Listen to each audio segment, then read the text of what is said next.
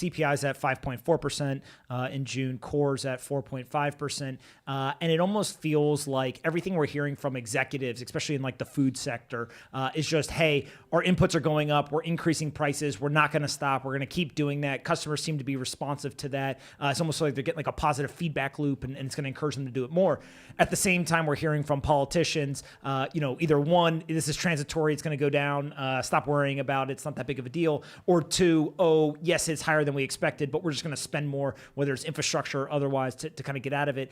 Maybe without thinking about like what to do as an investor, just your evaluation of inflation today, who's right? Are both people kind of sort of right in each group? How do you feel about where we are today? Do we go up from here? Does it kind of go sideways? And is there a difference between the rate of change versus the actual aggregate change of prices, and kind of the belief that like that'll stay constant in the future? Yeah, you really nailed it at the end there, I think. There's a difference between the rate of change and the absolute price level, and that's what trips people up about transitory. So generally, among the macro analysts, I've been in the inflationary camp for the past few years. And so we're seeing this play out. But I think the way to think about it is to make sure you understand the difference between rate of change inflation and absolute inflation. So rate of change inflation would be, prices are, say, 5% higher than a year ago. Now, if next year prices are only 4% or 3% higher than now, that's less inflation rate of change terms. But it's not like those prices went back down. There was no deflation that took those prices away. So you can have niche areas that say go back down, like lumber was a very specific bottleneck. Whereas once Chipotle raises prices and wages, you're never going to see the old prices and wages again. That's a new level that we've reached in absolute terms. And so again, the analogy I use is the 40s because everyone thinks of inflationary 70s, but in the 40s, which again was the last time we saw this sort of fiscal monetary environment, similar kind of external catalyst that justified a lot of the fiscal spending that we saw. Now, of course, there's the pandemic, there's the all sorts of other things that they can use as cover. And so what we're seeing essentially is, in the 40s, you had high inflation. It actually literally got 19% year over year at one point. Then it would cool off and go back down to zero. But there's no period of deflation. It's not like those prices went down. They just stopped going up. They leveled off, and then they'd have another big spike to like 12%. Then they would level off. Then they would spike again by like 8%, level off. And so you had these stepwise increases in prices. And so my overall model for the 2020s is kind of like that, where I don't think we're just going to have like this big giant runaway inflation, but I think we're going to have these periods where prices go up pretty rapidly and then maybe cool off for a time, but we don't deflate back down to where we were before. And so I think, basically by the end of the decade, people holding cash and bonds will have been able to buy fewer goods and services with those things than they could before. And of course, there'll be some disinflationary areas due to technology, software, music, maybe, a clothes, a tire, but things you actually want, as Michael Saylor puts it, things that you actually key real estate, key companies, gold or Bitcoin, like things that are actually scarce, that aren't being just like made far more abundant due to technology. Those are the things that your bonds and cash are likely to buy a lot fewer of those things 5-10 years from now. Yeah, the thing to me that is absolutely scary, and Stanley Druckenmiller had a pretty, a week where he went pretty hard at this across a couple of different venues, where he basically said, look, the devaluation of the dollar, the Federal Reserve's actions over the last decade or so coming out of the '08 crisis has led to a massive increase in wealth inequality. And it seems like you're in a similar camp where you're saying, look, those that are just holding cash, you're going to lose all that purchasing power. The people who actually hold what end up being kind of resilient value accretive assets, those are the people who are going to get richer. And so is it fair to kind of say that wealth inequality gap, based on where we're going today, given the information we have, that's only going to get wider and wider in the future?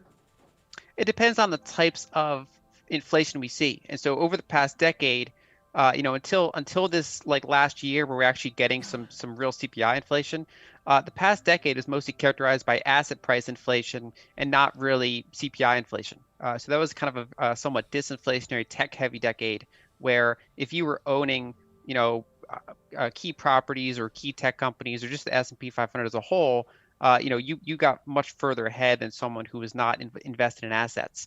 And so if we start to see that shift towards more commodity inflation, and we start to see that shift towards wages and reshoring and those sorts of things trickling through the system, I do think the 2020s could be a different type of decade where wealth concentration stays flat or maybe even goes down a little bit because it's a different type of inflation than what we saw last decade. And so, you know, it's one of those things where cash and bond holders are getting inflated away, but at the same time, a lot of people have debts, and debts are the other side of that equation. So if someone has, say, assets that are, say, a house, and you have a 30-year mortgage, if we do have a somewhat inflationary decade, that should, say, be good for that, kind of conservatively leveraged homeowner.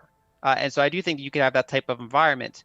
So it really kind of comes down to what types of inflation we get. Is it wage and kind of commodity inflation, or is it more that same sort of asset price inflation? Yeah, I mean, so the major inflation hedges are gold. Gold's kind of a weird one because it can do well in inflation or disinflation. What gold primarily is a hedge against negative real yields.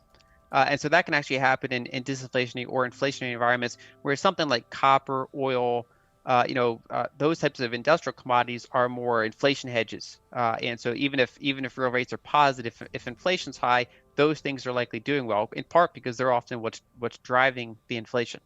And Bitcoin is its own beast. I mean, obviously the past 10 years, the last decade was mostly inflationary for asset prices, not say the commodity index. And Bitcoin obviously was tremendously successful because I've described it as kind of combining gold with the tech stock. And so you have that digital scarcity gold 2.0 narrative combined with the fact that, say, unlike gold, which is going to be the same 10 years from now in terms of what it is, the Bitcoin network is better now than it was 5 years ago.